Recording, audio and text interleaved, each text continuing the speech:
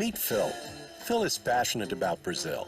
Every time he visits on business trips, he makes sure to appreciate the natural beauty of the country, the hospitality and warmth of the local people, and the incredible services that Brazilian cities have to offer. Phil loves Brazil for many reasons, but being a specialist in global funding, he's most interested in the abundance of secure and profitable investment and business opportunities in the country. During his trips to the country, Phil found out that Brazil is truly remarkable. The country has the 12th largest economy in the world and is the 6th largest destination for global foreign direct investment. Brazil is rich in well-developed agricultural, retail, and service sectors. Do you know how he discovered all of this? With Apex Brazil, the Brazilian Trade and Investment Promotion Agency. Apex Brazil's free consultancy program found unique investment opportunities for Phil. And with the PPI, the Partnership Investment Program, Phil's investments are thriving. The PPI works with private investors from all over the world, promoting measures of privatization and facilitating partnership contracts. Phil is just one of the investors from the nearly 70 foreign companies that are currently taking part in successful Brazilian projects seeking to develop infrastructure and help the country's growth, such as private sector concessions for roads, ports, and major national airports, railways that are crucial to the production and transport of grain and ore, the implementation of 5G broadband in the country, concessions for Brazil's stunning national parks, and for research areas in precious metal mining. And there's more. A countrywide sanitation program, construction projects in nursery, hospital, and prison developments are expected to take place soon. Here at Apex Brazil, we guide investors from all over the world, whether they are participating solely or in conjunction with Brazilian companies, and help them assess the many investment possibilities that Brazil has to offer. If you would like to know more, get in touch with Apex Brazil, follow in Phil's footsteps, and seize the profitable opportunities that the PPI has to offer. Learn why investing in Brazil is the right choice for you.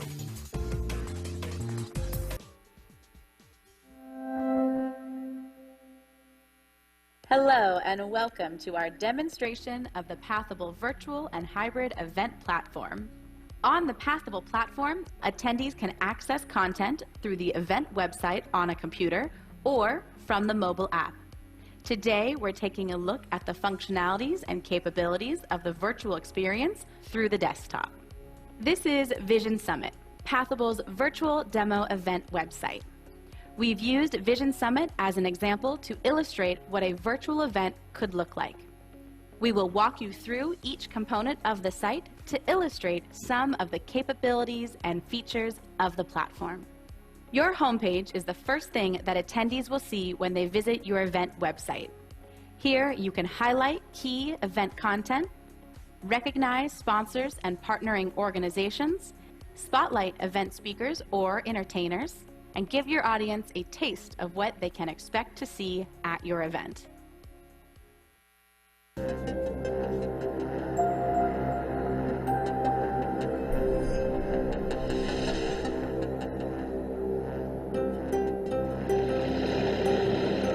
O Brasil você já conhece. Somos um continente inteiro em um só país. Em 2019, nós fomos o 6º maior destino de investimentos no mundo. Foram mais de $1 trilhão investidos no Brasil de 2010 a 2019. Somos aproximadamente 211 milhões de pessoas produzindo e consumindo muito. E por falar em produção, temos uma das maiores reservas de petróleo do mundo. A previsão é produzir 5,3 milhões de barris por dia até 2030.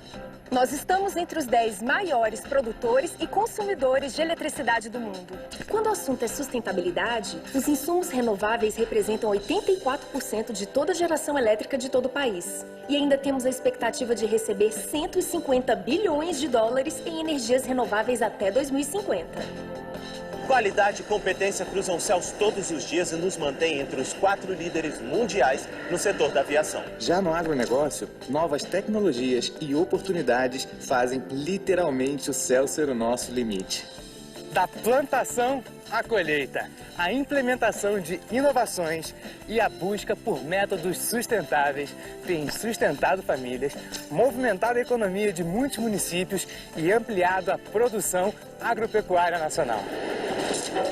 E com tudo isso, A previsão é que 40% da produção global de alimentos seja de origem brasileira até 2050. Com a infraestrutura de transporte sendo ampliada e aprimorada, em parceria com a iniciativa privada, temos cada vez mais força em nosso braço de logística e distribuição de produtos.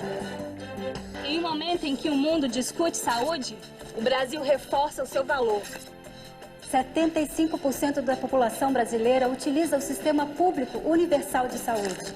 Os laboratórios brasileiros se destacam em pesquisas críticas e o setor recebe 35% de todos os investimentos. Nos últimos 4 anos, 13 unicórnios foram fundados no Brasil. Temos mais de 220 fundos de investimentos ativos e mais de 13 mil startups, com excelentes oportunidades nos segmentos de fintech, healthtech e agrotech. E se o objetivo é investir com confiança e segurança, o Brasil é o seu destino. E a Apex Brasil tem tudo para te apresentar as grandes oportunidades em nosso país.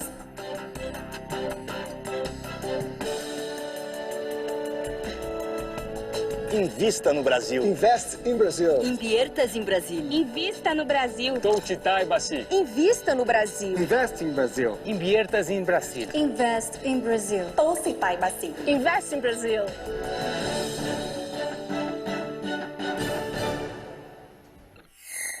Todos os anos, Itaipu entrega milhões de megawatts-hora e transforma a vida das pessoas. É a energia que está no sorriso da Aninha, na brincadeira do Caio, no trabalho do Paulo, na vida da Maria. E com toda essa energia, Itaipu entrega obras que beneficiam a nossa gente. Porque mais do que gerar energia, somos uma usina de entregas. Itaipu, o amanhã já começou.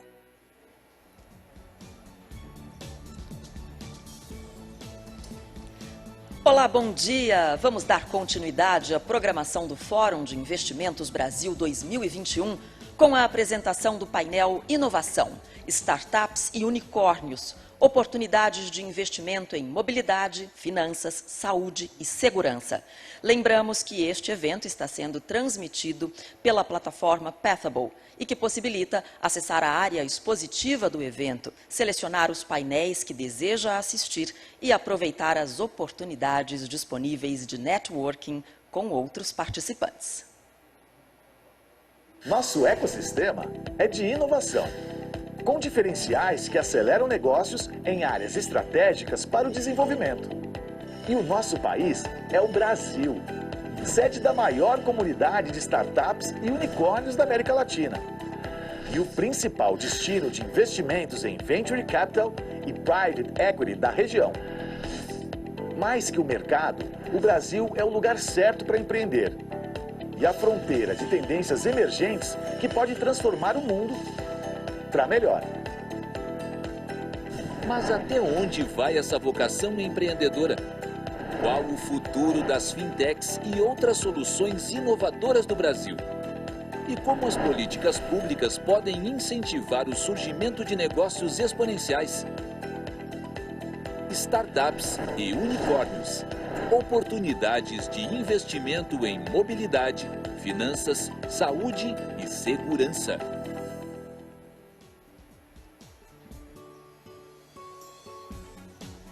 A inovação deixou de ser um valor exclusivo de organizações privadas. Hoje é um tema que permeia as principais políticas de desenvolvimento econômico sustentável. É nesse contexto que ganham destaque as startups e os unicórnios, isto é, empresas que têm espaço para crescer de forma exponencial. Hoje o Brasil é o país com o maior número de startups da América Latina. Mas como elas se apresentam para o mundo? E como as políticas governamentais podem fortalecê-las no ciclo do empreendedorismo? É o que nós vamos ver no painel Inovação, Startups e Unicórnios, oportunidades de investimento em mobilidade, finanças, saúde e segurança, que contará com as participações de Paulo Alvim, secretário de Empreendedorismo e Inovação do Ministério da Ciência, Tecnologia e Inovação. Igor Brandão, chefe de gabinete da presidência da Apex Brasil. Anderson Tess, sócio-diretor da Redpoint eVentures. Irene Arias, CEO do BidLab. Dr. Sidney Kleiner, presidente da Sociedade Beneficente Israelita Brasileira Albert Einstein, Danilo Zimmermann, diretor-geral de Tecnologia e Transformação Digital da DASA. Lembrando que durante o debate é possível enviar perguntas por meio da plataforma. Para começar, passamos a palavra ao moderador, senhor Igor Brandão. Sejam todos bem-vindos e um ótimo debate. Muito bem-vindos, muito bom dia, boa tarde, boa noite a todos que nos acompanham. Obrigado, Adriana, pela introdução. O evento hoje tem um assunto dos mais instigantes, né? O nosso painel vai tratar de empreendedorismo e inovação, das startups, dos unicórnios que têm surgido no Brasil e como as empresas, o governo, a academia, órgãos multilaterais têm acompanhado esse movimento. Vale lembrar que, além dos números que apareceram nos vídeos que foram apresentados nessa introdução, a dinâmica do mercado brasileiro nesse contexto tem sido sensacional. A gente percebe um número crescente dessas startups nos últimos 5 anos, aí fala-se em triplicar o número. Nos aproximamos das 14 mil startups funcionando no ecossistema brasileiro. Lembrando que há 5 anos atrás esse número era próximo de 4.000, 4.500. Em relação aos unicórnios, eles também têm surgido. Além dos 18 que foram mapeados e apareceram para nós aqui, há aí, segundo alguns relatórios, mais 12 que devem surgir em breve. E, além de tudo isso, tem a complexidade da economia brasileira, a diversidade dessa economia, e que acaba induzindo essa riqueza em termos de temas, de movimentos de investimento, de interesse dos investidores. E eu estou muito bem acompanhado hoje aqui para a gente poder discutir, receber as perguntas da audiência e entender um pouco melhor como funciona esse nosso ambiente no Brasil. Então, já dou novamente boas-vindas aos nossos painelistas, agradeço imensamente a disponibilidade e já começo a nossa conversa com o secretário de Empreendedorismo e Inovação do Ministério da Ciência, Tecnologia e Inovações do Brasil, secretário Paulo Alvim. Secretário, falávamos agora há pouco sobre uma data importantíssima hoje, além do nosso painel no BIF, que, claro, é um marco. Temos também a sanção do novo marco legal de startups no Brasil. De fato, um momento que é esperado há muito tempo, né? Uma modernização desse arcabouço legal em torno das startups, que a gente espera que traga mais dinamismo, mais segurança para os investidores e que deve acontecer no dia de hoje, exatamente, né? Então, eu já aproveito essa notícia quente, né, que acaba de chegar, para começar o nosso debate. O senhor pode, por favor, nos contar um pouco mais do que esperar a partir dessa nova lei ou desse novo conjunto de regras, né, em torno das startups? Bem-vindo. Obrigado. Primeiro, Igor, queria agradecer o convite da Apex para estar nesse evento, mais um evento do BIF, né? E, como você bem colocou, né, ao desejar a todos, principalmente aos colegas Anderson, Danilo, Sidney e Irene, né, um bom dia, uma boa tarde para quem nos assiste, uma boa noite também para aqueles que insistem na temática, né? Como você bem falou, hoje é um dia emblemático para nós, né? E é muito oportuno tratar desse assunto no dia de hoje, né? Hoje nós estaremos fazendo a sanção do Marco Legal de Startups, né? No caso brasileiro, isso é um avanço muito significativo, né, porque é uma construção coletiva que envolveu mais de 70 instituições públicas e privadas nos últimos 4 anos. Um trabalho continuado de idas e vindas, mas principalmente de avanços, né? Avanços, primeiro, ao perceber que startup é um modelo de negócio do século XXI. E é um modelo de negócio diferente, né? E é fundamental tratar diferente de forma diferente. Então, o grande avanço que a gente consegue é exatamente em criar condições legais, ambiente de negócio favorável para as startups surgirem e se desenvolverem, né? O indicador que você nos traz de número de unicórnios é um reflexo desse conjunto de oportunidades que temos no país. Mas mais que isso, é fundamental tratar do ponto de vista de negócio, tratar do ponto de vista de segurança jurídica, investidores e investidos, né, numa ambiência favorável para que tenhamos sucesso nesse elenco de startups. Eu costumo brincar que as nossas estatísticas de 14 mil, né, quando a gente chegou aqui no Ministério, falava-se em 10 mil, e eu só vejo crescer, né? Vou trazer um número da semana passada do pessoal, né, de startups do agronegócio. Duplicaram-se, um aumento de 50% em menos de 12 meses, mas que tem crescido de uma forma muito intensa. Isso aquelas que começam a fazer negócio. Eu brinco que nós trabalhamos com um universo, né, de mais de 20 mil startups hoje no Brasil. Por que eu afirmo isso?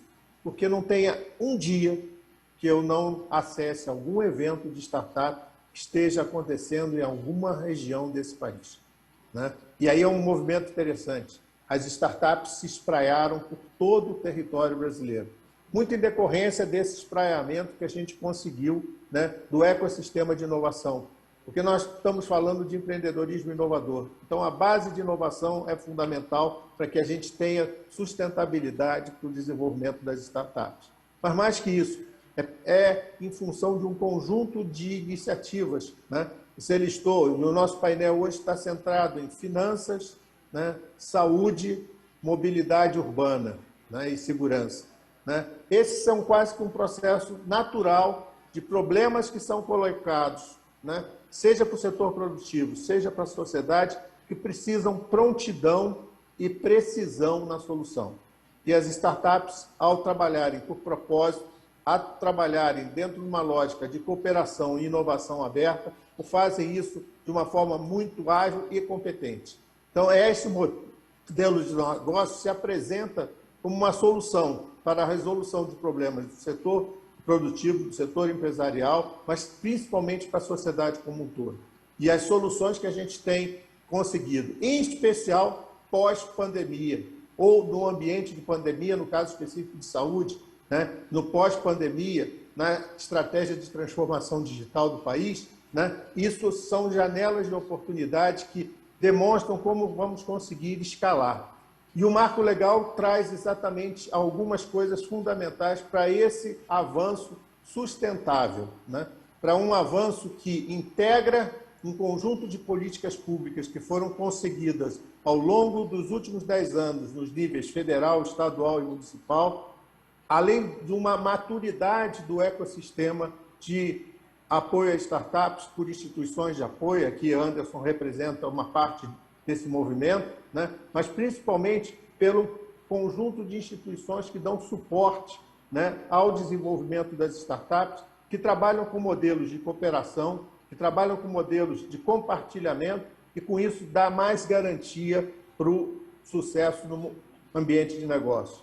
Alguns pontos estão sendo avançados quando a gente pensa, né, no marco legal, o aspecto do ambiente de negócio, a segurança jurídica para investidores investidos, as questões de simplificação de procedimentos, e um simples registro contábil já tem um impacto significativo, porque o startupeiro tem que ter tempo para empreender e não para a burocracia, né? A questão de acesso ao mercado, né, mais facilitado, especialmente o mercado público, né? E aí tem uma janela muito relevante para a área de saúde, para a área de mobilidade, para a área de segurança, mas algo que também se avança nesse propósito, não como a gente gostaria, mas já é um avanço significativo, a questão de relações de trabalho.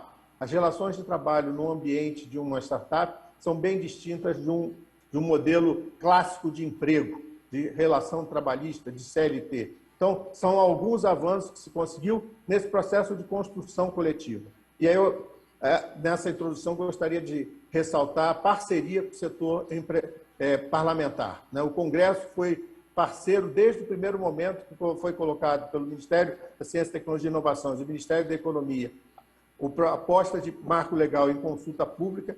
Aquilo gerou um projeto parlamentar que, em outubro do ano passado, foi apensado a proposta do Executivo e que, de uma prontidão muito significativa, foi dos projetos que mais rápido tramitou no Congresso Nacional, né, nas duas casas, e que agora está indo à sanção e dentro de uma perspectiva que atende um momento que nós passamos, mas com certeza passível de melhorias, e é fundamental que pratiquemos o uso dessa legislação e, a partir daí, façamos evoluções ao longo da trajetória. As startups exigem esse processo continuado de melhoria de regulação, de avanço de regulação, porque elas respondem prontamente a avanços da área de ciência e tecnologia. Excelente, muito obrigado, secretário Paulo Alvim. É bom trazer essa boa notícia, né, no dia de hoje. E aí, já seguindo o nosso debate, falando também sobre o ecossistema brasileiro, do ponto de vista internacional, ou de um órgão multilateral como o BID. O BID tem o seu braço de inovação, vamos dizer assim, né, um laboratório de inovação, que é o BID Lab, liderado pela Irene Arias, que está conosco hoje. E nessa última década, imagino, Irene, você tem visto aí mudanças nesse ecossistema brasileiro, né? E eu tenho uma curiosidade em relação à possibilidade de comparação entre esse ambiente brasileiro e os demais países da região, como tem se dado essa dinâmica. A gente percebe a própria evolução do BID Lab nesse contexto, né, incluindo outras dimensões como conhecimento, conexão, além do próprio financiamento. Então, qual a visão do BID Lab diante desse cenário? E se você puder mostrar para nós como é visto o Brasil dentro desse contexto de América Latina e Caribe em que opera o BID Lab, por favor. Bem-vinda. Muito obrigada. Switch to English. Agora eu vou mudar para inglês. Muito obrigada por me receberem. O IDB Lab é o nosso laboratório do BID. Queremos trazer inovação e tecnologia com o propósito de ter uma sociedade mais igualitária, endereçar os direitos da população mais pobre, que foi tão afetada e muito afetada desproporcionalmente nos últimos meses em particular. Através de financiamento, temos um dos nossos parceiros aqui, somos um dos maiores investidores multilaterais de Venture Capital, mas mais de 600 startups. A maneira como fazemos finança e como trazemos isso é com conexões e conhecimento. Ouvir o Paulo agora, muito do que ele falou ressoa para mim. Todo mundo que está aqui nesse painel hoje, nós trabalhamos juntos para trazer os elementos corretos para as startups escalonarem seus negócios de maneira sustentável e responsável. Algumas das fundações que estabelecemos através das nossas conexões são parte de construir esse sistema. Isso me faz responder essa pergunta sobre a parte do Brasil. A gente tem parceria com o BNDES na plataforma de blockchain na região. Isso é importante porque sabemos que a solução para essa crise histórica que temos na região nesse momento pode ser endereçada com inovação e tecnologia. Precisamos disso mais do que nunca. O futuro é digital. Vai ser acelerado para a economia digital. Precisamos garantir que essa inequalidade não se traduza para esse mundo digital. Então, essa parceria é para utilizar o blockchain para que a gente construa essa estrada digital, para que possamos ter aplicativos que tragam serviços e inovações que nunca foram vistos. Isso é uma oportunidade única. Um dos tópicos que falaremos hoje é o acesso financeiro. E isso foi uma das oportunidades que vimos. Temos mais de 14 países na América Latina e no Caribe que utilizam métodos de pagamentos para fazer pagamentos sociais para pessoas que nunca tiveram acesso à rede bancária. Eles saíram de não ter nenhum acesso a ter uma conta digital. Então, olha que legal darmos acesso e promovermos essa inclusão financeira.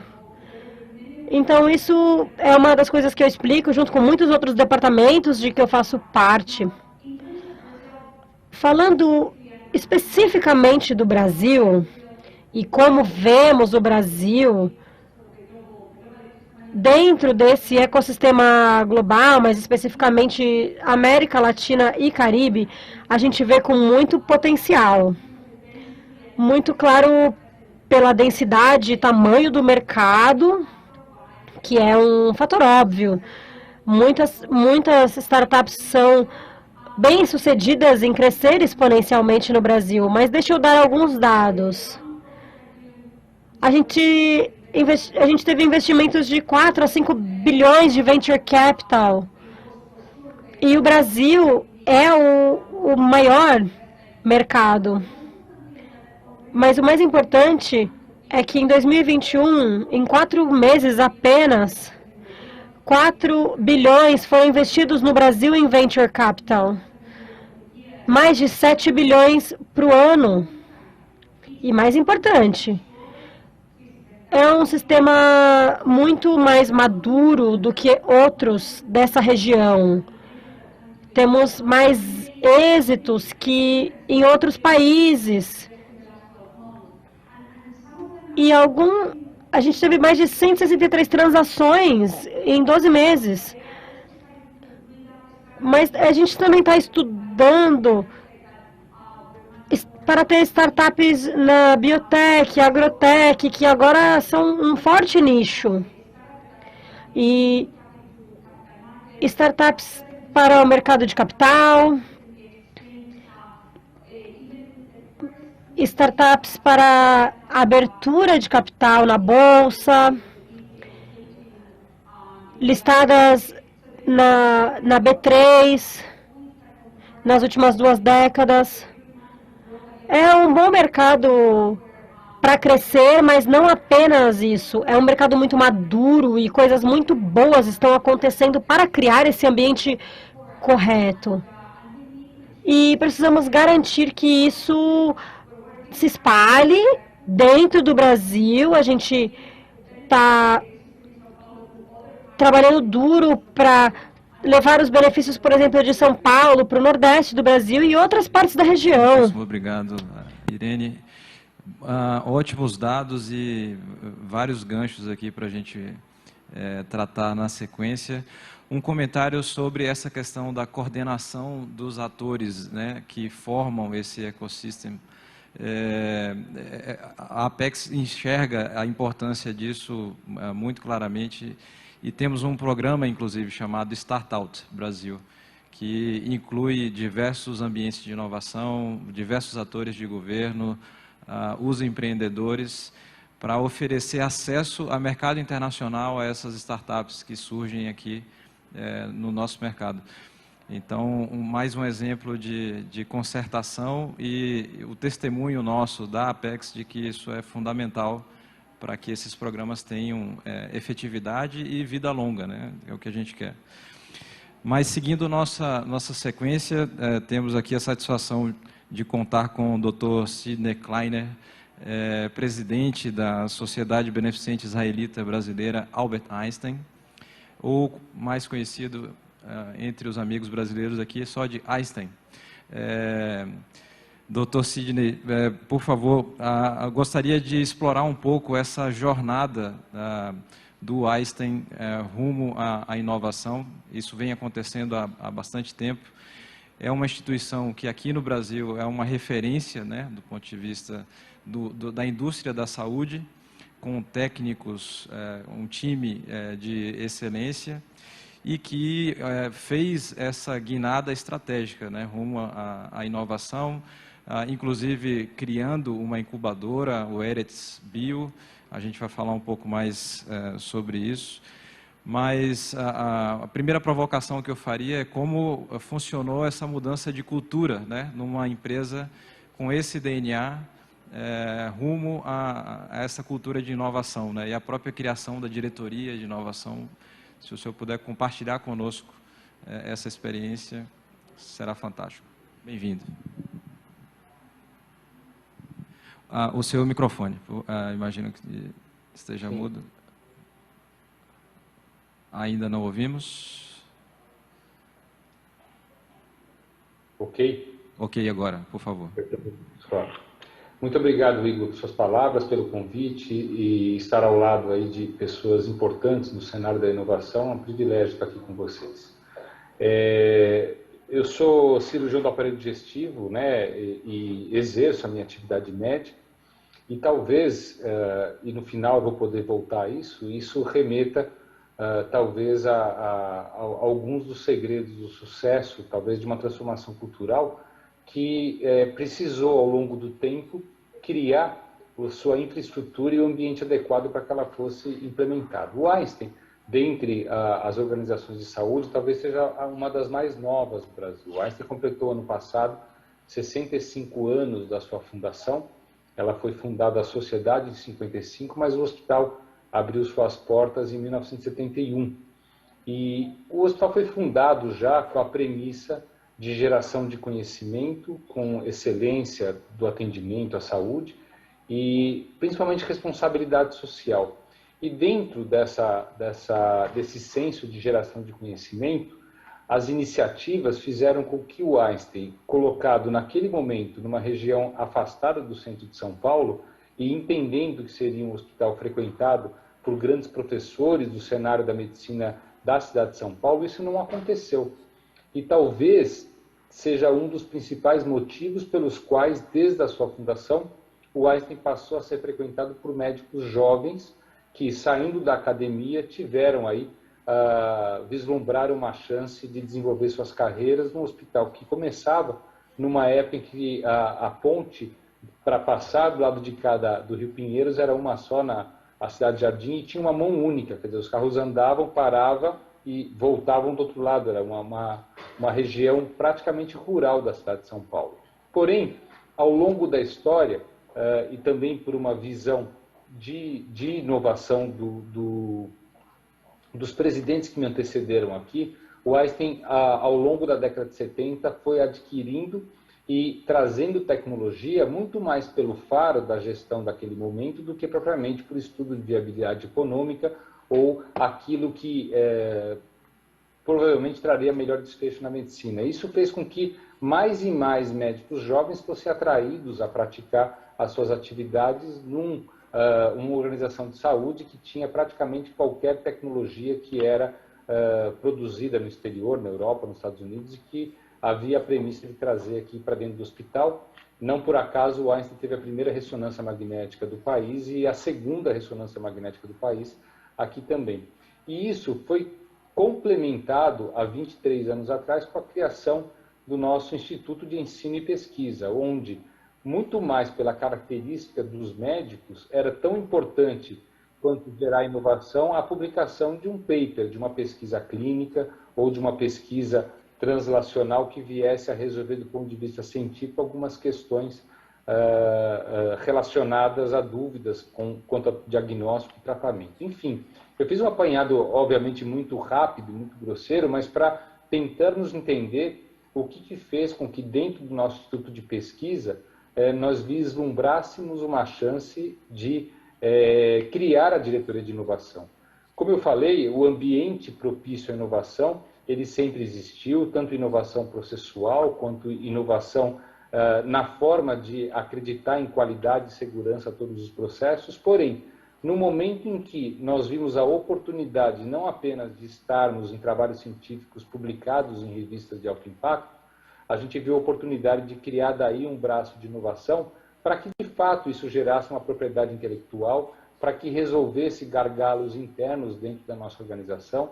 E assim foram criados o Laboratório de Inovação e o Centro de Inovação Tecnológica, que foram os ambientes nos quais os nossos colaboradores, quando tivessem uma ideia, pudessem trazer essa ideia para o centro de inovação para que fosse prototipada com pessoas mais afeitas à área de inovação. Criou-se a diretoria de inovação, estou falando da época de 2014 para 2015, e essa diretoria de inovação passou a dar aqui o andamento para as ideias que surgiam entre os nossos colaboradores, tornando um ecossistema participativo.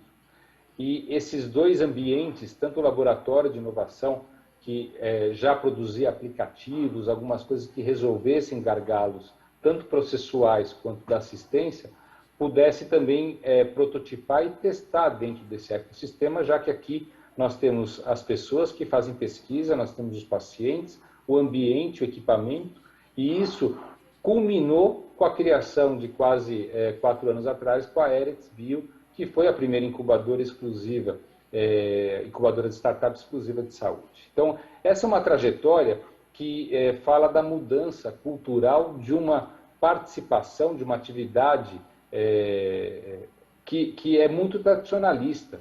Quer dizer, o médico formado na geração que eu me encontro, né, ao redor entre 50 e 60 anos, é um médico que foi formado com um currículo extremamente tradicional, onde privilegia-se a economia. Existe, sim, algo a ser quebrado dentro dessa aversão à inovação tecnológica, e isso, aos poucos, foi sendo quebrado. E um exemplo que é marcante, que a pandemia até nos ajudou a acelerar, foi a telemedicina, que foi uma das inovações pioneiras no nosso país, lançada em 2012, e que, mesmo com a regulação que não permitia que ela fosse feita da forma que é hoje, os médicos também tinham alguma coisa contra com relação ao humanismo, com falta de proximidade, a possíveis erros diagnósticos, algo que outros países já experimentavam o contrário. E no momento em que a pandemia nos obrigou a fechar os consultórios, nos obrigou a encontrar outras maneiras de controlar com os nossos pacientes, fazer o controle de doenças crônicas, fazer diagnóstico, a telemedicina surgiu então como a única opção. E a partir do momento que ela foi praticamente a única solução, hoje não há médicos que atendam aqui dentro, mesmo os autônomos, que abrem mão da telemedicina ou da teleconsulta, e que foi imposto, obviamente, por essa lente de aumento nas eficiências e também nas ineficiências que a pandemia representou. Então, você está correto em falar, o desafio é transformar uma atividade extremamente tradicionalista, mais conservadora, e isso foi conseguido ao longo do tempo como uma verdadeira transformação cultural. Hoje, numa toada aqui de transformação digital, sendo incorporado vários algoritmos de machine learning que resolvem questões processuais, que otimizam a utilização da infraestrutura de maneira a não haver desperdício. Quer dizer, hoje já faz parte do nosso dia a dia um ecossistema onde nenhuma solução ela é pensada sem que haja participação de todos os entes que fazem parte da nossa inovação. Muito bom, e que sirva de inspiração para outras instituições e outras empresas que, em tese, né, são tão tradicionais, outros segmentos rumo a essa cultura de inovação. Muito obrigado.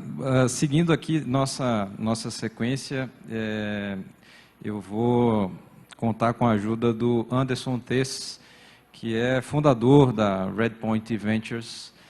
E não só isso, né, Anderson, de uma longa trajetória nesse ambiente aí de startups, de empreendedorismo e inovação, não só no Brasil, fora também.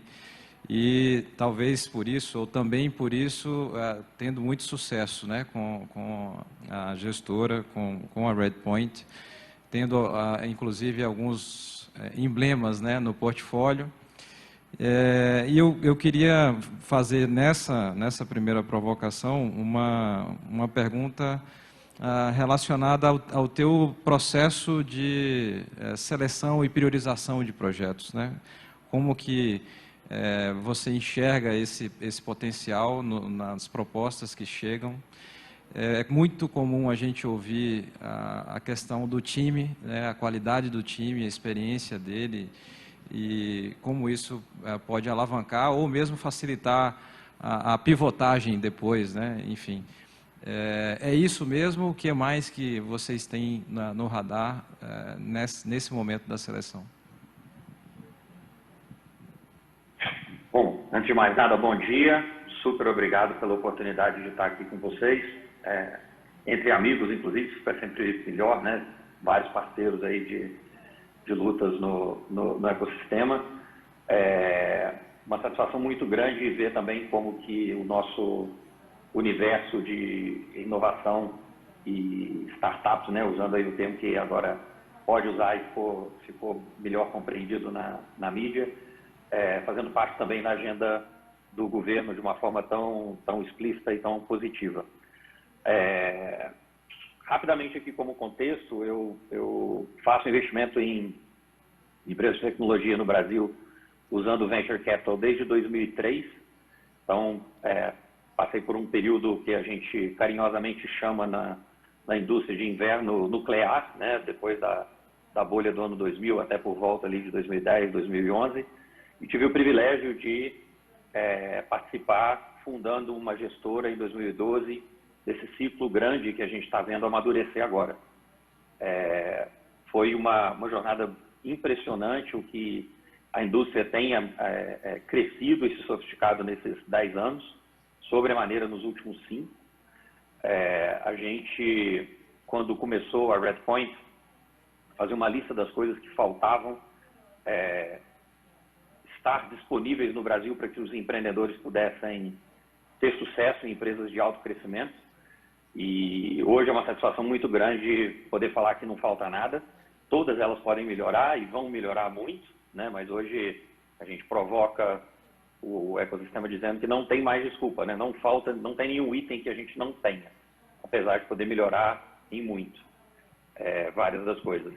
Eu acho que, além da minha posição como fundador da Redpoint Ventures, a Redpoint é uma gestora de Venture Capital e a gente faz investimentos no que a gente chama de early stage, né? O comecinho da vida das empresas. Então, quando a gente passar para a parte de perguntas aqui, vai ser um prazer responder qualquer coisa em nome da Redpoint. Além disso, eu fui recentemente também eleito membro do conselho e vice-presidente da BVCAP, que é a Associação Brasileira de Private Equity e Venture Capital, que é mais um endosso também, né? O universo de venture ganhando relevância cada vez mais dentro desses órgãos também. E sou também parte do Conselho do Cuba, onde a gente é apoiado tanto pela DASA quanto pelo BID, representados aqui pela Irene e pelo Danilo. Obrigado de novo pela parceria. Então, qualquer pergunta nesse contexto, eu vou fazer uma dança dos chapéus aqui com a maior satisfação que eu puder contribuir. Vai ser um prazer. Eu acho que tanto o Paulo quanto a Irene já colocaram números incríveis de quão grande está a indústria hoje, né? O crescimento que a gente viu nos últimos 5 anos. Eu me atrevi aqui, enquanto a gente estava começando, eu dei uma olhada no material do que a gente chama de pitch deck, né? O material que a gente usa para levantar o nosso primeiro fundo em 2012. O fundo da Redpoint foi o primeiro fundo de venture a ter mais de 100 milhões de dólares no Brasil. Isso hoje continua sendo um fundo bom, de forma alguma diminuir o impacto disso, mas a gente tem fundos muito maiores, né? Inclusive fundos bilionários focados na região, como o do SoftBank. É uma transformação muito grande, mas o que eu achei mais interessante ao olhar o material foi que parte da nossa argumentação de que o nosso mercado tinha potencial foi dizer que em 2010 aconteceram 16 investimentos em Venture Capital e que em 2011 aconteceram 65, então que o ritmo era muito grande, né? E aí a gente levantou o fundo em 2012, acho que até 2013, 2014, não só a gente na Redpoint, como a maioria dos investidores, a gente conhecia todas as startups pelo nome. Tem esse aqui, os que a gente investiu, o que não investiu, conhecia os principais fundadores da maioria das startups. E hoje, nós tivemos motivo de vergonha, motivo de orgulho. Muitas vezes a gente se surpreende não com o nome de startup mais, né? Com o nome de fundos. A gente recebe uma oportunidade de investimento. Mas que fundo é esse? Ainda não fiz nenhum negócio com esse fundo. Então, a curva de aceleração é enorme. Faço eco às expectativas do Paulo, que a gente já passou muito mais do que 20 mil startups. É um ambiente muito dinâmico e a gente está num momento bastante ímpar, onde, se a gente olha para trás, a gente vê com facilidade um crescimento de 10 vezes para a nossa indústria nos últimos 5 anos. E se a gente olha daqui para frente, não é difícil ver mais 10 vezes de crescimento. Então, é uma indústria no momento ímpar, onde ela está madura, a gente concluiu o primeiro ciclo. Quando a gente levantou o nosso primeiro fundo, a gente quase que tinha que pedir desculpa e explicar. A gente não está contando com nenhum unicórnio no portfólio, a gente sabe que o Brasil não tem essa tradição, a gente vai conseguir entregar bom retorno para os investidores, independente de saídas menores, mas a gente vai ter sim empresas grandes sendo criadas no Brasil. Isso ficou por terra, né? No nosso portfólio em particular, a gente tem 3 unicórnios, vários dos nossos colegas que estão no mercado há bastante tempo também têm uma safra muito interessante de startups, vários com unicórnios. Só para qualificar aqui, unicórnios são as empresas que, mesmo em estágio de capital privado, foram avaliadas a mais de $1 bilhão. Então, essa é um atestado muito grande. E o último da nossa listinha lá de 2012, onde a gente falava o que a gente precisa no ecossistema, o último carimbo que a gente precisava era que o empreendedor brasileiro, tendo a oportunidade, tendo acesso a recurso e todas as condições, vai sim querer criar empresas muito grandes aqui no Brasil. E a gente hoje tem várias, né, do nosso portfólio. A gente tem Gympass, Rappi, Creditas, do track record anterior, iFood, Móvel, e de colegas, né, Log, 99, que foi a primeira empresa a virar um unicórnio no Brasil. A gente tem uma lista enorme de casos de sucesso que mostram que os empreendedores não estão aqui para ganhar só muito dinheiro, estão aqui para construir instituições que vão durar décadas e revolucionar a economia brasileira. E o último ponto aqui da minha introdução, eu queria fazer eco ao que a Irene falou. Antes da pandemia, a gente já vinha numa jornada muito interessante no ambiente de tecnologia, porque no período onde o Brasil vinha num momento macroeconômico e político bastante conturbado, desde lá, né, de 2004 para frente, a gente viu o ecossistema de tecnologia não só sobreviver, mas se destacar e entregar resultados que competem com os melhores ecossistemas do mundo, né, com o Vale do Silício e por aí vai. Então, isso foi um momento de satisfação muito grande e a tendência já era clara de que a gente tinha uma oportunidade muito boa.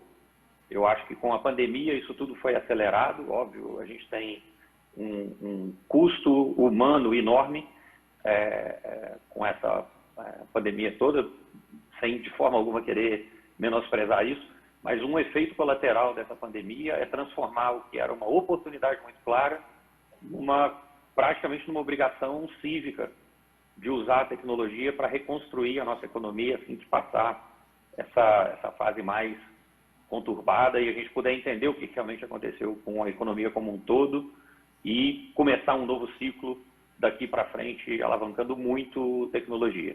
Então, acho que o nosso viés é incrivelmente positivo. A gente acha que o que vem por aí nos próximos anos vai ser incrível para o nosso ecossistema. E não só isso, mas que o ecossistema vai ter um papel importante na economia como um todo. Respondendo rapidamente a pergunta aqui, já foi direto ao principal ponto. Assim, a gente avalia várias características dependendo do setor da empresa, né? Mas no genérico a gente avalia 3 coisas. O principal deles é o time. Na verdade, é isso que a gente está investindo é nisso daí que a gente foca nossas energias. Além disso, o que a gente também olha é se o mercado é grande o bastante, né? E a gente precisa investir em empresas que vão ficar muito grande muito rápido, então o mercado onde elas atuam precisa ser grande. E, em último, qual que é o problema / produto. Quanto mais cedo, menos produto a gente tem para olhar, né? E mais problema a gente tem para entender. Mas esses são as principais características dos investimentos que a gente olha. Mas de todos eles, o mais importante, sem dúvida nenhuma, é a qualidade da equipe que está tocando o projeto. Continua sendo o critério campeão. Obrigado, Anderson. E um ótimo retrato também, né? Ou um filme, na verdade, né? Que você compartilhou conosco aqui em relação a essa jornada do país como um todo. Bom, seguindo aqui, não menos importante, a gente tem a felicidade de contar com o representante do Grupo DASA, que é o Danilo Zimmermann, diretor-geral de Tecnologia e Transformação Digital. E, assim, a gente percebe um crescimento impressionante, na verdade, né, do grupo. Um segundo case que a gente traz para o painel na área de saúde, por razões óbvias. E também com essa escolha pela inovação, né, Danilo? Assim, e vale mencionar as conquistas, algumas das conquistas, na verdade, né, de vocês, um grupo de 40 mil profissionais, mais de 20 milhões de pacientes ano, e com estratégias, vamos dizer assim, arrojadas, né, nos tempos recentes. E nesse contexto da inovação, uma notícia que marcou esse processo foi a parceria com o Cubo, criando o Cubo Health aqui em São Paulo. E seria a minha primeira provocação para ti nessa primeira interação, como se deu, né? Como foi amadurecida essa decisão da parceria com o Cubo. Só contextualizando para todos, o Cubo é um ambiente de inovação, um ecossistema de inovação criado pelo Banco Itaú já há algum tempo, e em 2018 surge aí essa parceria com o Grupo DASA, e já com alguns resultados, e certamente o Danilo vai compartilhar conosco aqui mais detalhes. Bem-vindo. Bom dia a todos, obrigado Apex pelo convite, colegas aqui de painel, prazer estar com vocês. A DASA é um ecossistema, uma rede integrada de saúde que atua, né, em todos os momentos da vida do paciente. A gente vem combinando tecnologia com serviços médicos assistenciais justamente para ampliar o acesso à saúde de qualidade a mais pessoas, né, mudando a maneira de cuidar da vida da população. E pelo nosso tamanho, você citou 20 milhões de pacientes que passam pela nossa rede, são mais de 250 mil médicos parceiros, em torno de 13 hospitais, 900 unidades, 59 marcas. Então a gente tem uma responsabilidade muito importante por ser a maior rede de medicina diagnóstica do Brasil e da América Latina. A gente vem atuando para melhorar a experiência de pacientes, de médicos, né, ampliar a eficiência tão importante do setor, levando saúde de qualidade para mais pessoas. E nesse contexto, a transformação digital para a gente é uma realidade já há 5 anos, liderada pelo nosso presidente, pelo comitê executivo, e suportada por vários pilares, né, um pilar importante de tecnologia, design e desenvolvimento de produtos, uso intensivo de dados, cultura ágil, né, de alto desempenho, já está escalada na nossa companhia, somos mais de 60 squads desenvolvendo produtos, experimentando soluções dentro da companhia atualmente. E a inovação aberta vem nesse contexto. Então, ela surgiu de uma visão há 5 anos de intensificar, né, a transformação digital. Para ter uma ideia, nos últimos 3 anos a gente investiu quase 2 bilhões de reais somente em tecnologia e transformação digital. E inovação está nesse contexto. A inovação para a gente está na nossa cultura. Todo mundo tem abertura para sugerir soluções, para trazer alternativas de tecnologia ou de melhoria do processo. E ainda assim nós decidimos ter uma área, né, e uma parceria, como você citou, com o Cubo. Nós temos um andar com o Cubo, chamado Cubo Health, que veio nesse contexto. A gente queria se aproximar das startups, complementar as nossas estratégias digitais, e vem sendo realmente um sucesso, vou comentar logo à frente. Além do Cubo, nós temos também parcerias e conexões com hubs no Brasil e fora do Brasil, que ampliam, né, esse nosso olhar sobre as startups, tão importante para a gente. A gente vem atuando fortemente em 3 níveis, a gente costuma explicar, né? O fomento à comunidade, né, incentivo ao empreendedorismo como um todo, na indústria de saúde, tão importante, né, como o que o Einstein faz e outras importantes entidades no mercado. A gente também vem conectando, né, essas startups, as nossas estratégias de desenvolvimento de produtos uso de tecnologias, né, um acelerador para a gente. Em outros casos, a gente também faz investimentos totais, acaba virando uma aquisição ou investimentos parciais. Então, a gente costuma dizer que a gente atua em 3 níveis, e a parceria com o Google foi muito importante, e iniciou tudo isso, né? São mais de 1.600 startups já mapeadas, a gente já usou efetivamente desse funil, né, de inovação, entre provas de conceito e uso efetivo, mais de 25 startups hoje fazem parte do nosso ecossistema, na produção, que a gente chama efetivamente, seja na tecnologia, ou melhoria do serviço assistencial, ou no mundo de AI, né, de inteligência artificial, de algoritmos, que para a gente faz parte do nosso core de integração, de levar justamente essa melhor experiência na ponta. Então, são casos reais. A gente tem hoje em torno de 33 startups sendo cuidadas, né, dentro dessa parceria do Cubo. Eu espero explorar um pouco mais à frente o que a gente está fazendo efetivamente nesse aspecto. E o nosso foco, assim, esquecendo de um ponto, é acelerar a plataforma, acelerar e evoluir serviços assistenciais, ou eventualmente encontrar alguma alternativa que possa complementar o nosso portfólio de produtos e serviços. No decorrer do painel, eu posso explorar um pouco mais algumas dessas estratégias. Prazer estar aqui com todos. Muito obrigado. A gente que agradece, Danilo. Bom, a gente passa por uma boa avaliação, né, eu diria, do nosso ecossistema nessa primeira rodada. Em termos de resgate, de diagnóstico, vamos dizer assim, acho que a gente conseguiu entregar bem.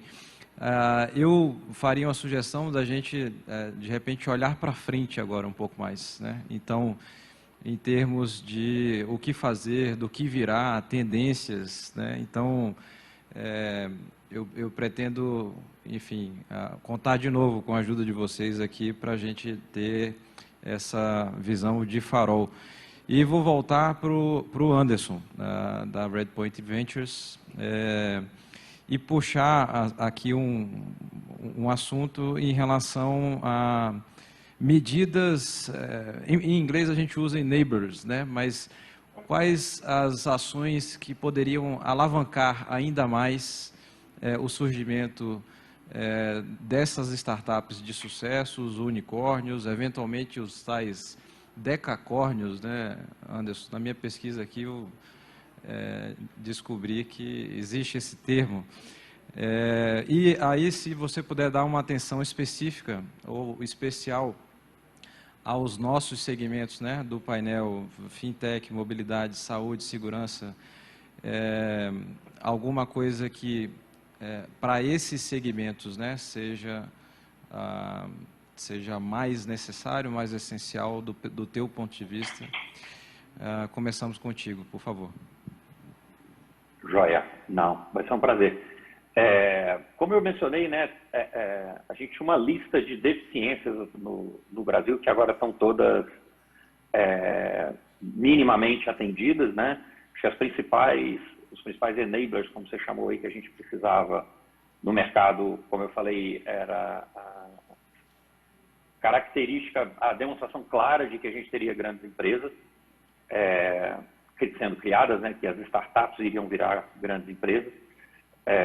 Uma outra característica que a gente viu de 2015 para cá, e a gente tem 2 representantes aqui, tanto a Einstein quanto o DASA, estão atestando isso daí, que é a participação das grandes empresas da economia tradicional, lidando com as startups, contratando produtos e serviços das startups, investindo nas startups, né, que é o que a gente costuma chamar de corporate venture, como uma categoria mais ampla, e corporate venture capital, a parte onde eles fazem os investimentos, a gente viu isso. E se fala muito da burocracia no Brasil, do que poderia simplificar. A gente tem hoje aí o Marco das Startups sendo homologado, promulgado, no seu termo correto, o Paulo depois me ajuda, mas é icônico sem dúvida. Agora, uma coisa que é interessante no Brasil é que o que existe de dificuldade é difícil para todo mundo, né? Tem muito pouco protecionismo, fora indústrias com situação regulatória muito específica, né? o que é difícil para todo mundo. Então, tem muita coisa que pode melhorar, não só para as startups, mas para a competitividade do Brasil como um todo, simplificação da parte fiscal, são batalhas que o país como um todo está travando e cada vez mais a gente está conseguindo progressos importantes nisso daí. E especificamente para as startups, o que a gente está vendo agora, inclusive nos segmentos que a gente está discutindo principalmente no painel, a gente está vendo flexibilização regulatória e principalmente definição com mais clareza de que tipo de risco os investidores e os empreendedores vão estar tomando. Então, acho que o Sidney deu um exemplo muito bom aqui da parte de telemedicina, né? Algumas startups vinham construindo essas soluções há vários anos e durante a pandemia a gente viu uma aceleração muito grande disso. A gente tem exemplos bons também no mercado financeiro. O Banco Central tem feito um trabalho exemplar, um dos melhores ecossistemas para se inovar no mundo de finanças é o brasileiro, e com a possível exceção da Inglaterra, o trabalho foi muito bem feito, e agora a gente está vendo a mesma onda chegando para outros segmentos, a parte de seguros está se inovando agora também, criando o marco regulatório de inovação. Então, acho que o viés, em geral, é muito bom. O que a gente poderia conquistar é uma clareza maior para a atração de capital internacional. A gente começou com uma onda de capital internacional em 2010, 2012, depois a gente teve uma mudada de vento, foi muito bom porque a gente teve uma entrada de capital brasileiro no mercado de inovação, que foi muito positivo, né? Acho que a queda da taxa de juros ajudou muito nesse movimento. Agora, daqui para frente, né, colocando o contexto da pergunta, os próximos 10 anos, o que seria ideal é cada vez mais a gente ver uma combinação de forças locais com forças globais, investidores locais com investidores locais. E uma coisa que a gente acabou não comentando aqui, mas que é muito positivo também, as primeiras startups a ganhar escala no Brasil estavam fazendo seus IPOs no mercado americano, e agora a gente também já tem IPOs sendo feitos para as empresas de tecnologia na B3, no mercado local aqui. Então, o que a gente precisa é seguir nessa toada de integração, cabeça de ecossistema, de que quando a gente simplifica, todo mundo ganha, e acelerar as medidas que a gente já vinha tomando. Excelente. E levanta uma bola boa para a Apex Brasil também, né? Assim, o que você falou de intensificação ou maior presença do capital internacional aqui e essas conexões. Lembro, inclusive, de um evento que teremos no dia 8 próximo, um summit voltado exatamente a investimentos no segmento da saúde, e que tem essa missão, esse tipo de conexão, né, facilitação que a gente faz. Mas, cumprindo um pouco a promessa que eu fiz para vocês, de eventualmente sair do roteiro aqui um pouco, eu vou pegar esse gancho que você deu, Anderson, sobre corporate venture e a importância disso, né, para o nosso ecossistema. Dois grandes exemplos aqui no painel. Mas eu gostaria de ouvir o secretário Paulo Alvim e o ponto de vista do Ministério em relação ao papel dessas grandes empresas, a integração delas com os ambientes de inovação. Enfim, fala-se muito da tríplice hélice, né, como alavancador também do empreendedorismo e inovação no Brasil. Como isso tudo se encaixa na visão do Ministério? Por favor, secretário. Vamos lá. Obrigado, Igor. Eu vou começar pela última fala do Anderson, a visão de ecossistema, né? Diferentemente de como a gente fazia historicamente nas últimas décadas, a questão da inovação, da alavancagem empreendedora, do apoio às empresas, startup já nasce nesse conceito de ecossistema. E o conceito de ecossistema tem uma vantagem, né? Você tem caminhos de ida e vinda e muita cooperação, né? E aí você cria redes de relacionamento, né? Você cria redes de confiança E aí é fundamental a inserção dos grandes corporações. Não só para trazer questões, startup é movida a problema, né? Ela tem que se apaixonar pelo problema e não pelo produto, né? Ela é movida pelo desafio dos problemas, e o mundo corporativo de grande porte é rico em problemas, e que tem necessidade de resolver e que precisa rapidez na resolução.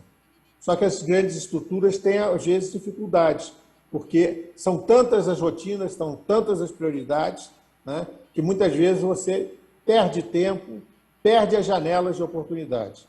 Então, essa interação é fundamental nesse processo e, no caso brasileiro, isso tem sido diferenciado.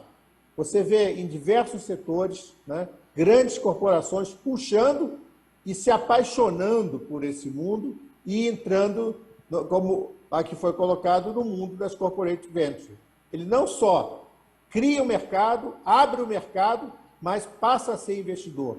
Isso é uma característica de curto prazo que ocorreu no Brasil, que é diferenciado de outros mercados. Nós temos cada vez mais grandes corporações em diversos setores, né, fazendo isso que foi aqui apresentado pelos colegas da DASA e do Einstein no setor saúde, mas você começa a perceber isso em outros segmentos que passam pelo setor do agro, pelo setor de finanças, pelo setor de TIC, pelo setor, né? E eu posso listar exemplos em vários segmentos, inclusive setores tradicionais. E isso é um outro grande desafio, muito significativo. Setores mais conservadores, menos intensivos em tecnologia, também estão migrando para esse caminho.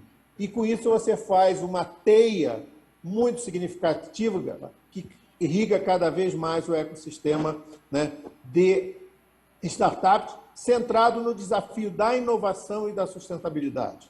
Que esse é o, vamos dizer, é a dupla fundamental do desafio de empreender nos dias de hoje. É inovação com sustentabilidade, né? Então, acho que isso tudo é um processo, né? Os entes de governo estão observando isso e cada vez mais, aí eu faço uma observação quando o Igor citou a questão da convergência, da concertação que estamos tendo, pelo menos a nível do governo federal.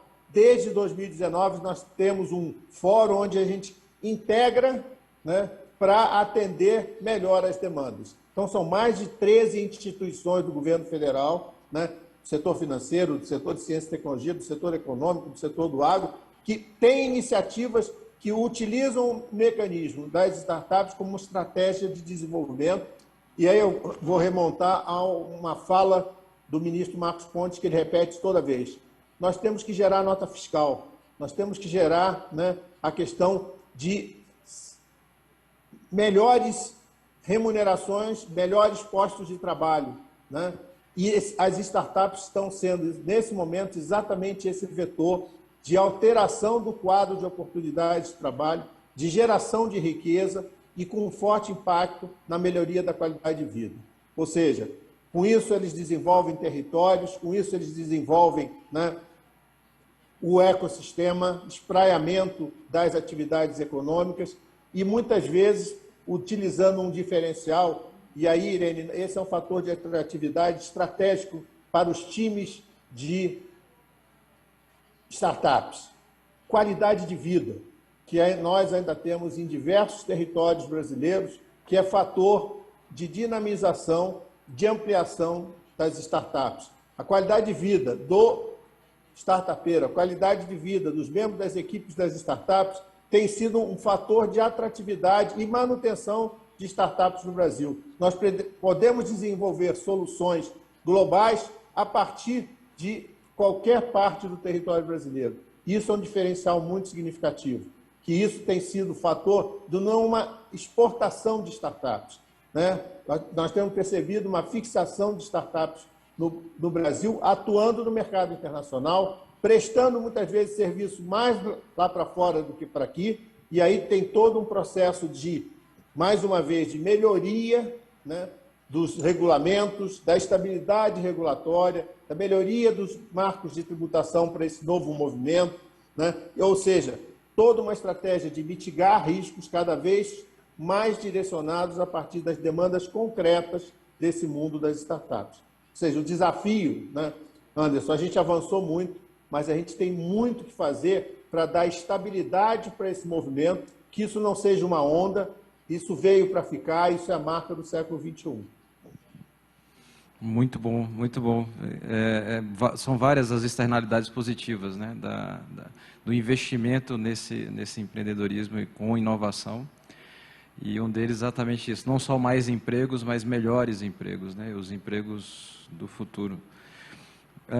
Bom, eu vou voltar com o Danilo agora, do grupo DASA, e para a questão de olhar à frente que eu tinha mencionado, Danilo, eu trago para ti uma questão relacionada às tecnologias exponenciais, né? A gente tem vários temas muito quentes nesse contexto, a inteligência artificial, IoT, outro termo que eu descobri na minha pesquisa é IOMT, quer dizer, Internet of Medical Things. Então, linguagem natural, Big Data, são vários temas, né, que têm sido debatidos e que alavancam diversos segmentos. Como que o grupo tem visto a possibilidade, o potencial dessas tecnologias, tem priorizado alguma delas? Compartilha com a gente, por favor.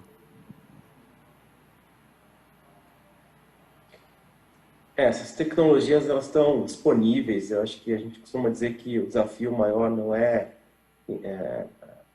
desenvolver uma nova tecnologia, mas sim como é que você combina essas tecnologias, como é que você conecta essas peças de Lego, como a gente costuma dizer aqui, como que você, disso, desenvolve algum serviço, algum produto. Eu vejo o setor de saúde com um desafio ainda muito grande de interoperar os dados, né, para efetivamente levar uma melhor experiência para pacientes, facilitar, simplificar a vida do médico, que é um stakeholder essencial na cadeia de valor, e efetivamente levar melhores soluções para a redução de custo, para a melhor eficiência do setor, que é tão importante. Então, aqui a gente vem desenvolvendo uma série de projetos usando essas tecnologias que você citou, combinando da melhor forma, para interoperar os dados. A gente está muito evoluído nisso. Hoje, mais de 50% dos nossos dados já estão interoperados, usando tecnologias de nuvem, APIs, né, que são os conectores para poder facilitar o mundo de integração dentro do próprio ecossistema DASA ou com parceiros externos. Uso intensivo de dados, né, desenvolvendo, temos um data lake muito grande, né, proprietário, com muita informação disponível.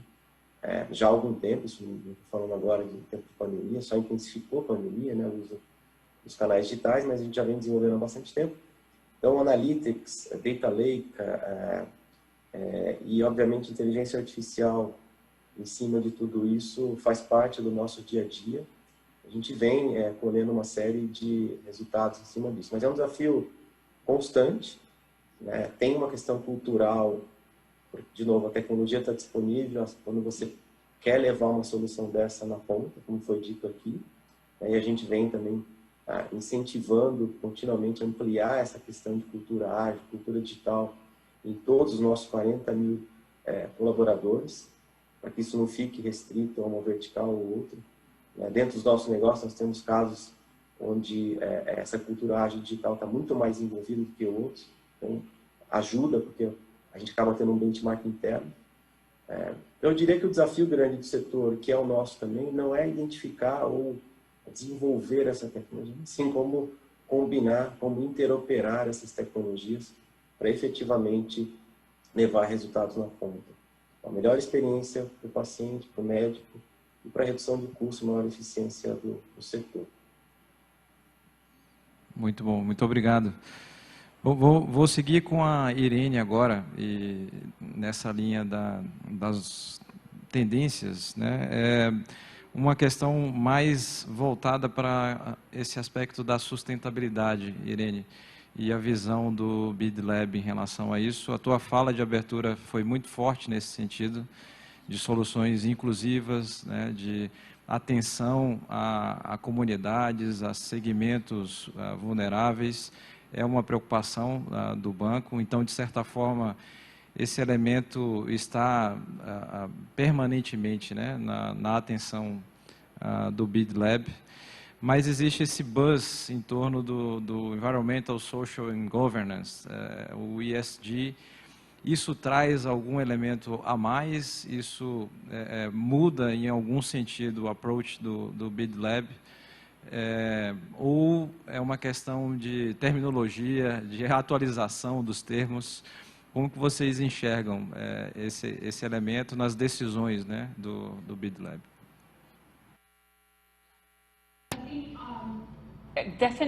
Obrigada, sim. Sim, a lente pela qual nós investimos inclui os princípios de ambiente, social e governança, mas temos uma nova dimensão da governança social que é considerada, principalmente o uso responsável de dados na inteligência artificial. Nós lançamos uma iniciativa colaborativa na qual players de diferentes partes do setor privado e principalmente empreendedores que estão usando dados nas startups, principalmente os dados confidenciais. Temos muitos exemplos no setor médico, mas um dos pioneiros que na construção dessas ferramentas de como usar de forma responsável os dados da inteligência artificial. O Rafael, do portal de telemedicina. Também tem um outro empreendedor de uma empresa de telemedicina no Brasil, chamado Laura. Esses empresários, eles têm uma responsabilidade e eles sabem disso. Que não é só uma coisa que você precisa fazer, na verdade é uma necessidade fazer isso. São traduzidas em diversas estruturas de inteligência artificial. Eles estão construindo um modelo que utiliza os dados de uma forma transparente e que não tenha um viés de algoritmos e tenha essa capacidade da governança e essa mentalidade dos empreendedores muda de uma forma da forma que a gente vê a construção dessas ferramentas. Não é uma questão de uma certificação de um dia que a gente faz, na verdade é algo constante que tem que ser garantida. A privacidade dos dados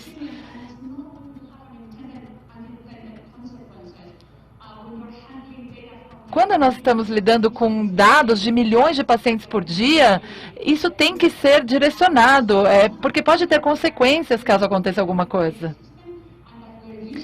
No ecossistema, nós escolhemos os empresários que estão investindo nisso. Essa questão vai ser sempre muito relevante e os investidores de amanhã, eles vão usar isso como critérios para investir nas empresas e por isso que é tão importante. Nesse painel de hoje, quando a gente olha para o passado e vê algumas startups que começaram a fazer serviços como as fintechs e de marketplace, hoje está sendo falado como as startups estão mudando a vida das pessoas e também como os serviços são prestados, na área de saúde, principalmente. Mas não só. Eles estão construindo as ferramentas adequadas para que sejam usados de forma prática pelos empreendedores. Uma nova dimensão ou um novo olhar sobre o assunto de forma muito prática. Interessante. Voltando com o Dr. Sidney, agora. Dr. Sidney, eu tinha aqui uma pergunta em relação ao Edits Bill. Depois de 75 startups já aceleradas, já pode ser considerado, né, pelo ambiente, uma iniciativa exitosa. A minha pergunta é sobre próximos passos, vamos dizer assim, né, do Heritage Bill, em relação a esses assuntos que a gente está conversando, e eu sou, de certa forma, obrigado a perguntar especificamente sobre telemedicina, né? O senhor mencionou na primeira fala, a Irene acaba de mencionar uma iniciativa bem interessante também nesse contexto. Está no radar de vocês também? Bom. E aí, permita-me, peço desculpas, a questão do 5G também acaba entrando, né, nessa equação, e a possibilidade dos leilões em breve, isso, de certa forma, entra na análise de vocês também? Vou começar, então, de trás para frente. Entra na análise, sim, a gente vê o 5G como uma oportunidade gigante de uso da telemedicina, mas não só da telemedicina, mas usando o recurso virtual, inclusive para telepreceptoria, para procedimentos sendo realizados à distância. Nós temos aqui também, de forma pioneira, pela primeira vez no Hemisfério Sul, um braço robótico para procedimentos de hemodinâmica, quer dizer, cateterismos. Então, a gente teria a possibilidade, com uma tecnologia igual a 5G, onde não tem a labilidade de um delay da sua atividade, inclusive procedimentos diagnósticos, intervenções sendo feitas de forma remota também. E a telemedicina, conforme eu havia comentado, e foi comentado aqui, ela faz parte de um portfólio onde existe um plano estratégico a ser atingido. E foi comentado aqui, eu queria chamar um pouquinho a atenção, foi comentado a capacidade que a gente tem hoje de fazer uso de inteligência artificial, de machine learning. Quer dizer, são todas ferramentas que vieram a partir de uma capacidade de processamento de dados com crescimento exponencial. Quer dizer, o que aconteceu com o mundo é uma capacidade de processamento a baixo investimento que permitem com que atividades médicas ou de profissionais de saúde sejam substituídas, e geralmente são atividades tediosas, repetitivas, que sejam substituídas a fim de ganhar eficiência e resultado. Quer dizer, quando existe um plano estratégico de uma organização, o que eu entendo é que essa transformação, ela utiliza todos esses mecanismos como uma ferramenta. Então, no caso de um plano estratégico, onde eu quero romper barreiras, eu quero levar atendimento, como a gente chegou a fazer agora durante a pandemia, a comunidades indígenas no Alto Rio Negro, por exemplo, onde não tem uma carência total de profissionais de saúde, eu utilizo os recursos que nós temos para entender as condições de saúde, usar a telemedicina ou qualquer outra capacidade de atendimento virtual, como, por exemplo, foi realizado durante a pandemia com a visita de médicos especialistas a UTIs, onde não existem especialistas para lidar com paciente severo. Como essa parceria existe, também a participação do Ministério da Ciência, também no Ministério da Defesa, nas comunidades indígenas e na fronteira. Quer dizer, toda essa visão daqui para frente é que a gente utilize da melhor maneira este recurso para entregar aquilo que faz parte de um planejamento estratégico e que tem a participação da alta liderança. Porque se não há uma participação da liderança da organização e do plano estratégico, não há como a gente fazer a transformação cultural. A Heritage é um grande exemplo, quer dizer, a Heritage, como uma incubadora de startups de saúde, muitas dessas startups acabam trazendo ideias que vão solucionar questões relacionadas a como o Einstein vai atingir os seus resultados estratégicos, tanto em responsabilidade social, quanto no ensino e pesquisa, capacitação profissional, como na própria excelência da assistência à saúde. Então, essas startups elas acabam sendo incubadas e com a participação de mentores que estão aqui dentro para que elas possam desenvolver as suas ideias, ter investimento, mas também contribuir para resolver as questões que fazem parte do nosso plano estratégico aqui dentro do Einstein. Eu acho que essa é a melhor receita para colocar junto para que tenha sucesso tanto a startup quanto a incubadora, quanto a organização às quais elas fazem parte. Muito bom, muito obrigado. Bom, nós caminhamos quase para a conclusão do nosso painel e eu recebo aqui uma questão da nossa audiência que está endereçada ao secretário Paulo Alvim, relacionado ao nosso acelerador de partículas Sirius, que fica em Campinas. Confere, secretário. A pergunta em relação à possibilidade de empresas buscarem parcerias para uso do acelerador ou projetos junto com o Ministério. Como funciona essa gestão desse ativo que é tão estratégico para nós? Acho que a pergunta é mais ou menos nessa linha. Obrigado pela pergunta. A gente tem orgulho quando tem a oportunidade de falar do Sirius, né? Porque o Sirius é, para aqueles que não conhecem, a maior infraestrutura, né, de pesquisa, desenvolvimento e inovação do país. É um investimento, né, de vários governos, mas ela é uma estrutura de Estado.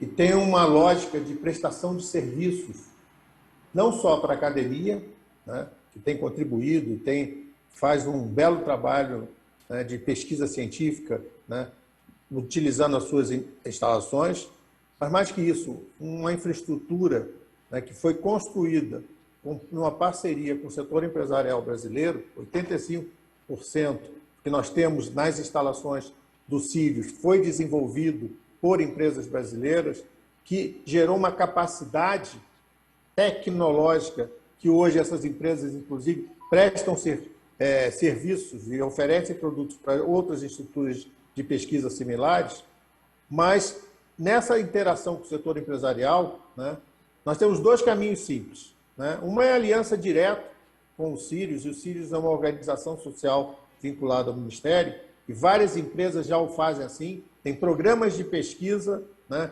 direto com o Sirius.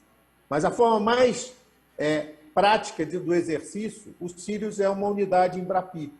Então, uma forma de trazer, inclusive, empresas de diversos portes, inclusive startups, para utilizar aquela infraestrutura de pesquisa, né, é via o modelo Embrapi, né, porque com isso a gente consegue contribuir para empresas de diversos portes para solucionar problemas tecnológicos que aceleram o processo de inovação.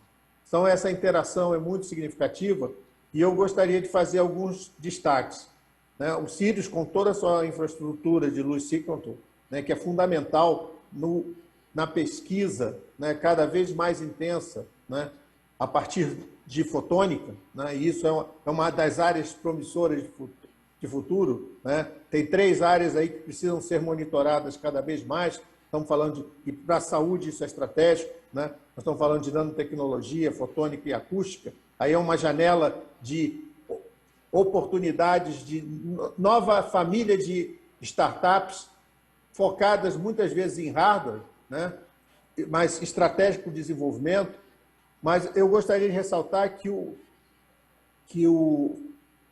Sirius, né, o nosso CNPEM, tem uma vocação focada em novos materiais, também estratégicos, né, em energia, e aí eu estou falando de energia limpa, energia sustentável, a questão das biociências, e aí um registro muito significativo, né, muito da pesquisa que o Ministério está financiando tem relacionamento com pesquisas feitas na área de biociência, na área de medicina, na área de virologia, em parceria com o Sirius, na identificação da patogênese, na análise de moléculas, ou seja, toda uma interação estratégica na área de saúde, né, e nós temos essa infraestrutura disponível no país, mas do ponto de vista de futuro, né, é fundamental que as soluções, porque a gente aqui brinca no Ministério, não existe, né, saída para a pandemia que não passe pela ciência, né?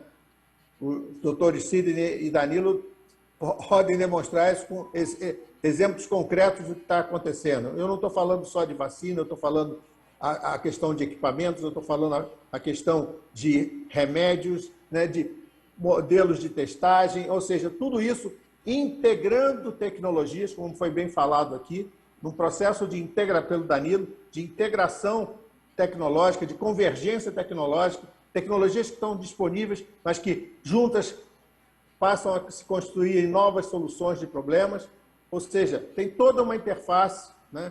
E o Sirius é um orgulho brasileiro, né? Quem passa lá fora não imagina, nas frentes do Sirius, lá em Campinas, não imagina, deve imaginar que isso aqui deve ser um estádio de futebol fechado ou um campo de basquete, né? Porque o espaço é do tamanho de um Maracanã, né? Então, eu acho que é uma infraestrutura fundamental e que pode ser potencializada pelo uso das startups nas parcerias, principalmente do modelo Embrapi, já que o nosso CNPEM é uma unidade Embrapi de excelência. Ou seja, é um caminho, e aí, Anderson, você que está na interação mais dia a dia, o próprio Sidney e o Danilo, que tem já aí um portfólio significativo de startups, desenvolvimento de novas soluções, de novos produtos, né? O Sirius é uma boa solução de Estado para apoiar os desenvolvedores de soluções. É algo que precisa ser de maior conhecimento e uso pelo setor empresarial, principalmente pelo mundo dos startupeiros. Muito bom. Bom a gente ter a oportunidade de falar, então, desse grande ativo nosso. Obrigado pela pergunta aí do pessoal que está nos acompanhando.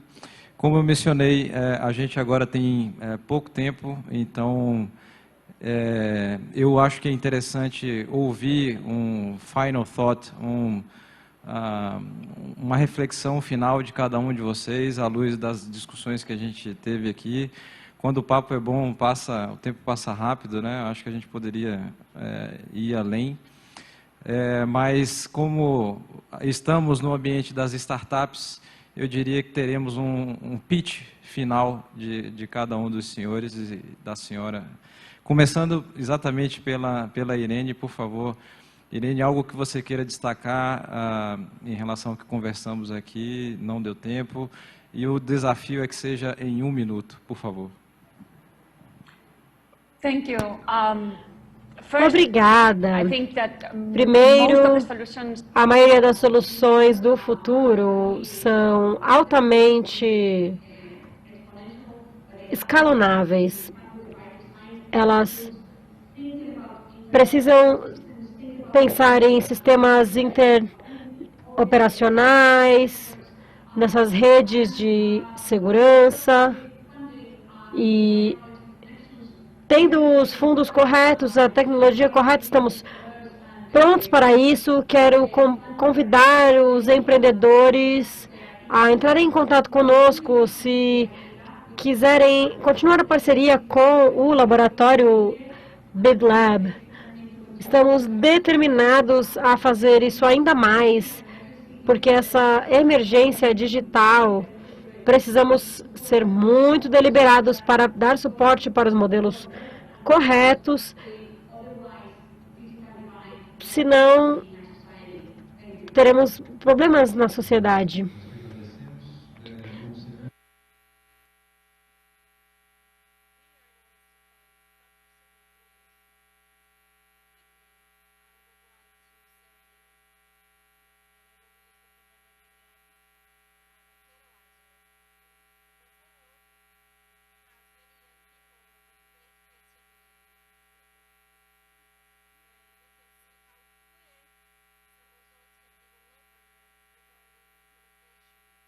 Tinha um sistema de saúde, que tem um sistema de saúde. Então, o que eu entendo é que a gente cria uma condição adequada, tanto regulatória quanto atrativa, para que esse profissional, esse criador de startup, não tenha aí a sedução de ir para o exterior e fazer com que a sua ideia seja implementada fora, que a gente atraia cada vez mais os investidores e que as organizações tenham um ambiente confortável para que este ambiente de inovação que a gente vive hoje cresça e cresça de uma forma muito mais rápida. Excelente. Vamos exportar nossas soluções e não nossas empresas. É essa a ideia. Muito bom. Anderson, por favor.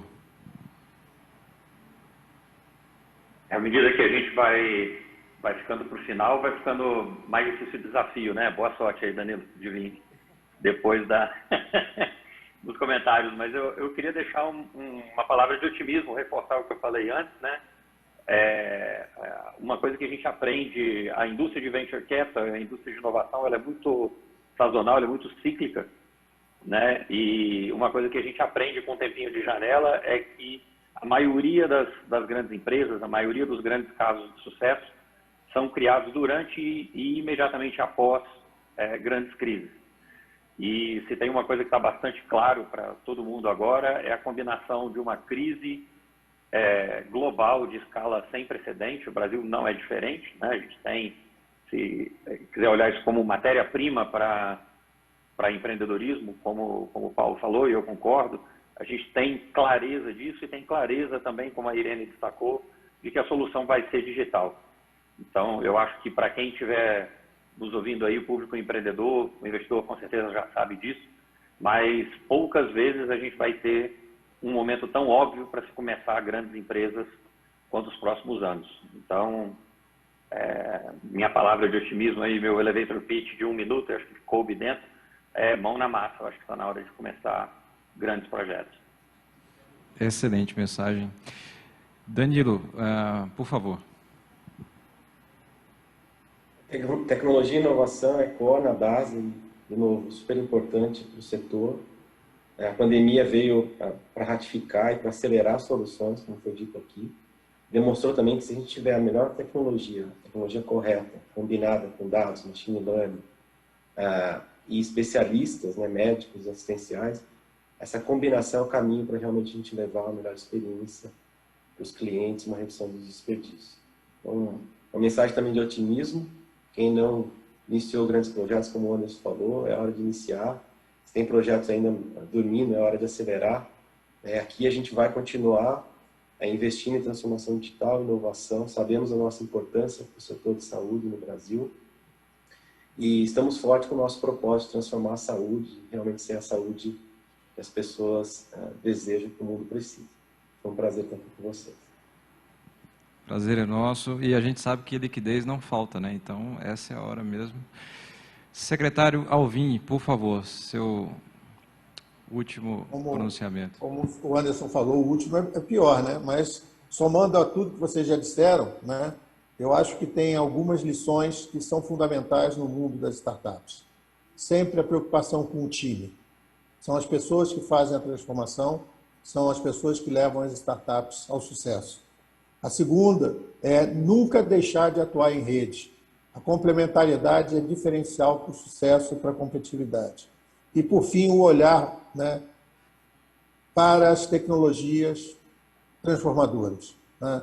Aqui a gente falou muito de transformar nas tecnologias digitais, estão chegando as tecnologias 5G, já estão chegando as tecnologias quânticas, né? Então é fundamental essa preocupação com tecnologia digital, mas sem abandonar o olhar para as biotecnologias, tanto para a área de saúde, do agronegócio, da energia, da indústria. A questão da nanofotônica e acústica, esse é um braço fundamental e estratégico para a diferenciação. As soluções que tivemos usando nanotecnologia na pandemia foram diferenciadas, e um olhar também para aplicações, né? E aqui eu encerro, de materiais avançados, né? Eu estou falando de grafeno, nióbio, lítio, terras raras, como base para agregação de valor em novos produtos, mas também para o uso do que a gente chama de serviços satelitais.